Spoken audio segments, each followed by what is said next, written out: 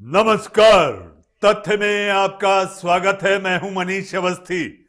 जी आज तथ्य में हम बात करेंगे चक्रवर्ती राजा विक्रमादित्य पराक्रमी छत्रपति शिवाजी महाराज की। जी हाँ, छत्रपति शिवाजी महाराज का जन्म 20 अप्रैल 1627 को पुणे में हुआ। महाराष्ट्र के पास शिवनेर की पहाड़ी किले में हुआ था। उनके पिता का नाम, उनके पिता शाहजी भोसले आदिल शाह के दरबार में काम करते थे तथा उनकी माता जीजाबाई पुणे में रहती थी, जिसकी वजह से शिवाजी अपने पिता से अलग तथा अपनी माता जीजाबाई के पास ही रहे। उनका बाल्यकाल दादा कोंडदेव की देखरेख में हुआ। बालक शिवाजी को उनकी माता जीजाबाई तथा संरक्षक कोंडदेव ने उन्हें प्राचीन भारतीय ग्रंथ महाभारत, रामायण तथा अन्य शास्त्रों का संपूर्ण ज्ञान दिया तथा उसे युद्ध नीति भी सिखाई। शिवाजी जब 12 वर्ष के थे तब उन्हें उनके पिता की जागीर पूना की प्राप्त हुई। वे अपने साथियों के साथ तलवारबाजी, घुड़सवारी, तीर कमान इत्यादि से नकली युद्ध करते थे। वे रणनीति बनाते थे तथा शत्रु पर अचानक से आकर के आक्रमण करते थे। उनके सर सेनापति हम्बीर राव मोहिते थे, जो संबंध में उनके साले थे। शिवाजी महाराज का पारिवारिक जीवन तथ्य में। शिवाजी महाराज की 8 पत्नियां तथा 8 संतानें थीं, जिनमें 2 पुत्र संभाजी राजाराम तथा 6 पुत्रियां सुखबाई, रानूबाई, अंबिकाबाई, दीपाबाई, कमलाबाई तथा राजकुंवरी बाई थी। शिवाजी के बड़े भाई का नाम संभाजी भोसले था। ऐसा कहा जाता है कि 1654 में अफजल खान ने संभाजी की हत्या करवा दी थी। 1657 को शिवाजी को एक पुत्र की प्राप्ति हुई, जिसका संभाजी नाम रखा गया। यह नाम उन्होंने अपने भाई की याद में रखा था। शिवाजी महाराज ने बीजापुर पर किया आक्रमण। उस समय बीजापुर का सुल्तान मोहम्मद आदिल शाह था, एक निर्दयी तथा क्रूर शासक जिसने अपने राज्य में अन्याय फैला रखा था। सैनिकों तथा राजकुमारों का बहुत ही क्रूर व्यवहार शिवाजी को रास नहीं आया। एक बार शिवाजी अपने पिता साहब जी के साथ बीजापुर गए थे। वहां पर बाजार में उन्होंने देखा कि एक कसाई गाय को पीटता हुआ उसे बूचड़ खाने में काटने के लिए ले जा रहा है। शिवाजी से ऐसा करुण दृश्य देखा नहीं गया। उन्होंने अपनी तलवार से रस्सी को काटकर गाय को मुक्त करा दिया। जब शिवाजी अपने पिता शाहजी के साथ दरबार में पेश हुए तब उन्होंने आदिल शाह के सामने सर नहीं झुकाया। उनके पिता ने उन्हें समझाया कि बेटा, वह सुल्तान हैं और उनके सामने सर झुकाना हम सबका कर्तव्य है। तो शिवाजी ने अपने पिता से कहा कि है सिर या तो आपके सामने झुक सकता है या फिर मां साहिब के सामने, यानी जीजाबाई के। आदिल शाह के सैनिक किसानों के द्वारा कर न देने पर उन्हें बहुत भयंकर पीड़ा देते हैं तथा उन्हें जेल में डाल देते हैं। शिवाजी ने इसका विरोध किया। उन्होंने सैन्य अभियान शुरू किया। उस समय सुल्तान आदिल शाह एक लंबी बीमारी के कारण शैया पर पड़ा था। शिवाजी ने 1646 ईस्वी में बीजापुर की तोरण नामक पहाड़ी किले पर अधिकार कर लिया था और इसके साथ साथ जहां पर खजाना छुपाया हुआ था, शिवाजी ने इस खजाने से अपनी सेना का विस्तार किया तथा तोरण के किले से 5 मील पूर्व में मुरुम्बगढ़ के पुराने किले को नया रूप देकर उसे राजगढ़ का नाम दिया। शिवाजी ने बीजापुर के मंत्रियों को रिश्वत देकर उन्हें अपनी तरफ मिला लिया, जिसकी वजह से बीमार आदिल शाह ने अपनी कमजोर स्थिति का आभास करते हुए शिवाजी के खिलाफ कोई भी कदम नहीं उठाया। छत्रपति शिवाजी की बढ़ती हुई शक्ति को देखकर बीजापुर के सेनापति ने भी उनके खिलाफ जाने की कोशिश नहीं की। अफजल खान तथा शिवाजी का इतिहास जानिए आप, तथ्य है। इसके बाद अफजल खान नाम के एक सेनापति ने शिवाजी के खिलाफ जाने की हामी भरी। उसने कहा कि वह अपने घोड़े से नीचे उतरे बिना शिवाजी को बंदी बना कर ले आएगा। अफजल खान एक चालाक इंसान था, जिसे पता था कि वह शिवाजी के साथ ही युद्ध करके जीत नहीं पाएगा, तो उसने अपने एक सैनिक को शिवाजी के पास संधि करने के लिए भेजा और यह कहा गया कि अफजल खान और शिवाजी दोनों निहत्थे एक दूसरे से मिलेंगे तथा संधि करेंगे, यानी कि एग्रीमेंट, करार। शिवाजी अफजल खान की इस चालाकी से अवगत हो गए। उन्होंने अपनी सुरक्षा के लिए एक लोहे का कवच बनवाया। वह निश्चित दिन पर अफजल खान से मिले। अफजल खान शिवाजी से बहुत लंबा चौड़ा था। शिवाजी ने अपने बाएं हाथ में बगनके तथा दाएं हाथ में बिछुआ नाम की तेज कटारी छुपा रखी थी। जब वह अफजल खान से गले लगे तो अफजल खान ने उन्हें अपने दबोच कर कटार से मारने की कोशिश की, तो शिवाजी ने अपने बगनके से अफजल खान के पेट में घुसाकर उसकी किडनी बाहर निकाल दी और उसकी हत्या कर दी। जैसे ही यह खबर अफजल खान के सैनिकों के पास पहुंची तो उन्होंने विद्रोह शुरू कर दिया। शिवाजी के सैनिक पहाड़ियों में छिपे हुए थे, जिन्होंने अफजल खान के सैनिकों को खदेड़ दिया।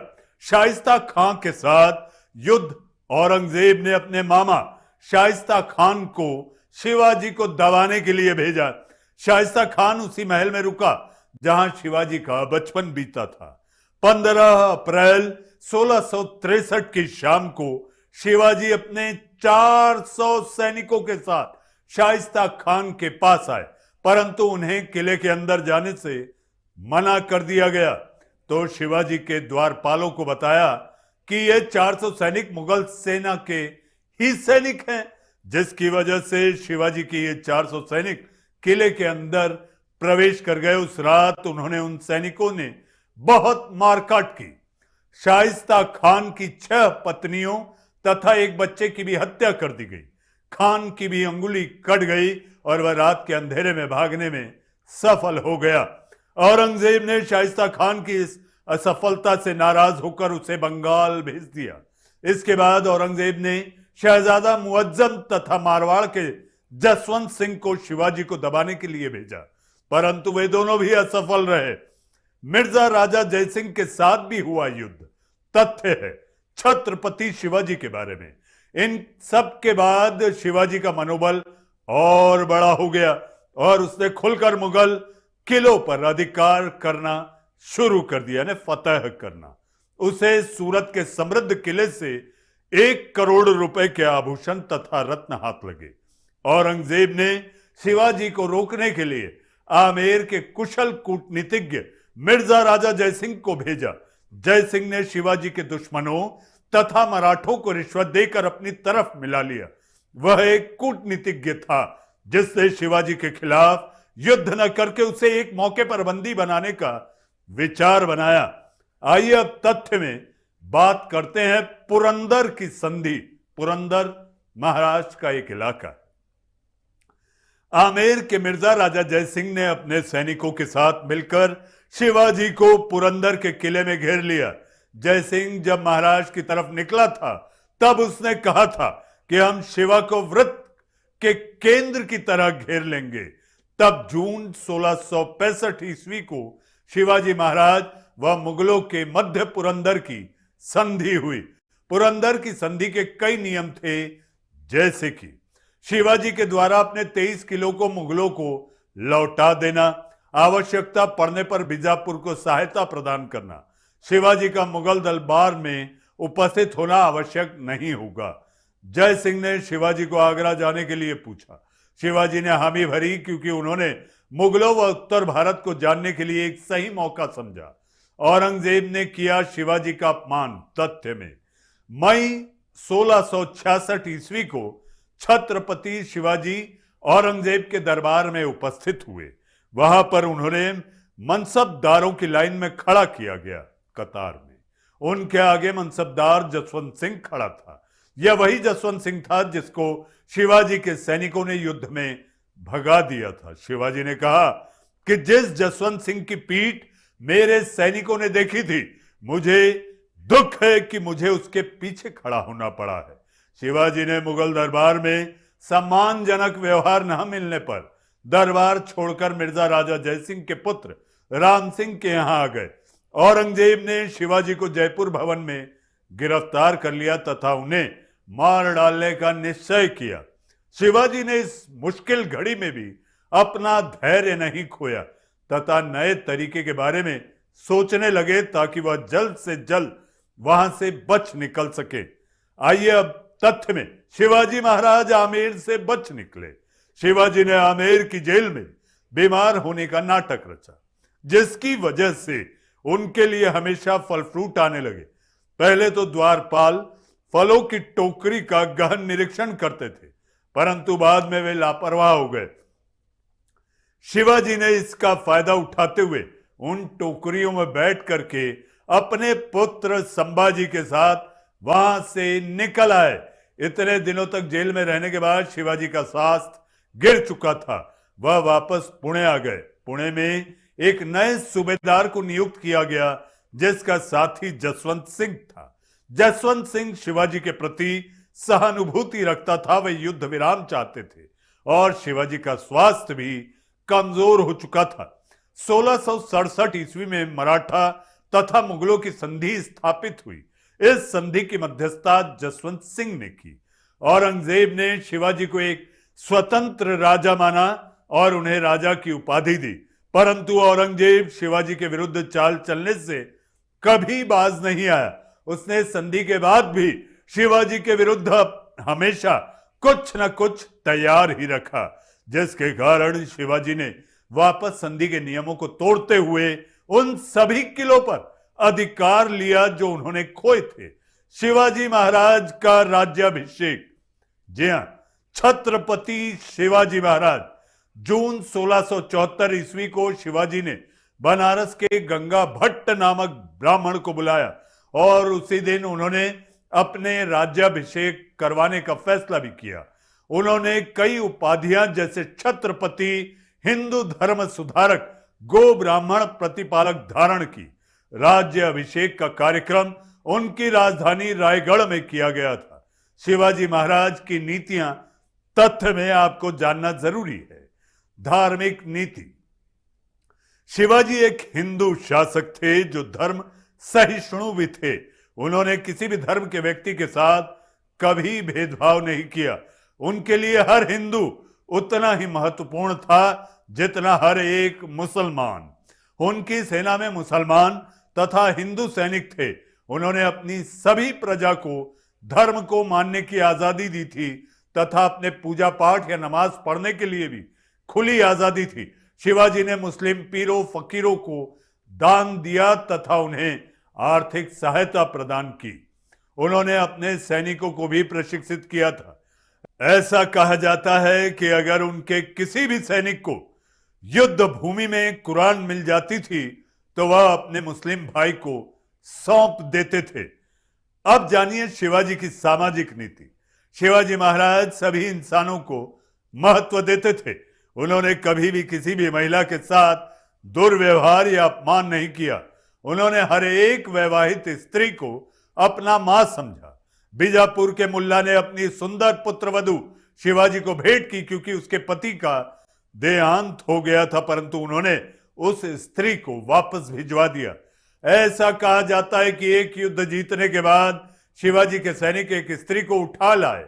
जब शिवाजी ने पूछा कि ये क्यों लाए हो, तब सैनिकों ने बताया कि यह उनके लिए सुंदर उपहार है। तो शिवाजी ने जानने की कोशिश की कि ऐसा क्या उपहार है।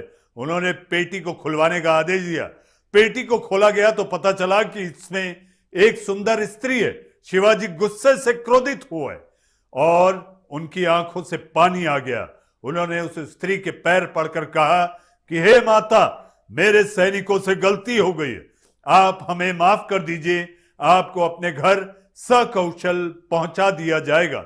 इसके बाद शिवाजी ने अपने सभी सैनिकों को आदेश जारी किया कि आज के बाद अगर किसी ने भी किसी भी स्त्री का अपमान किया या उसकी तरफ गलत नजरों से देखा तो उसका गला काट दिया जाएगा।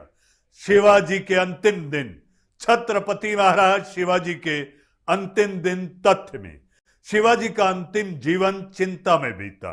उस समय उनका किशोर पुत्र संभाजी अज्ञानतावश मुगलों के साथ जा रहा था, जिसकी वजह से शिवाजी बेहद दुखी हुए और साथ ही उनकी पत्नी सोयराबाई अपने पुत्र राजाराम को उत्तराधिकारी बनाने के लिए षड्यंत्र रच रही थी। वे चाहते थे कि संभाजी उत्तराधिकारी बने तथा मराठा साम्राज्य को संभालें, क्योंकि वह एक योग्य इंसान थे जो शिवाजी की तरह विरोचित व गुणी थे। शिवाजी महाराज की मृत्यु। तथ्य में शिवाजी महाराज की मृत्यु 3 अप्रैल 1680 को रायगढ़ के महल में अत्यधिक चिंता की वजह से हुई। शिवाजी अपने पूरे जीवन स्वराज्य की स्थापना करने में संघर्षरत रहे।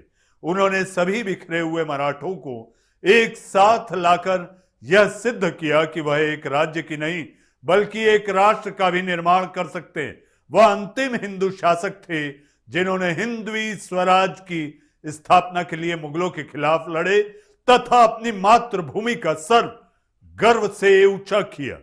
जी हां, तो तथ्य में आपने जाना छत्रपति पराक्रमी शिवाजी महाराज का इतिहास। जी, और इसके साथ साथ इन्हीं छत्रपति शिवाजी महाराज को लेकर महाराष्ट्र में इन दिनों छिड़ी है जंग। तथ्य में आज के लिए फिलहाल इतना ही। नमस्कार।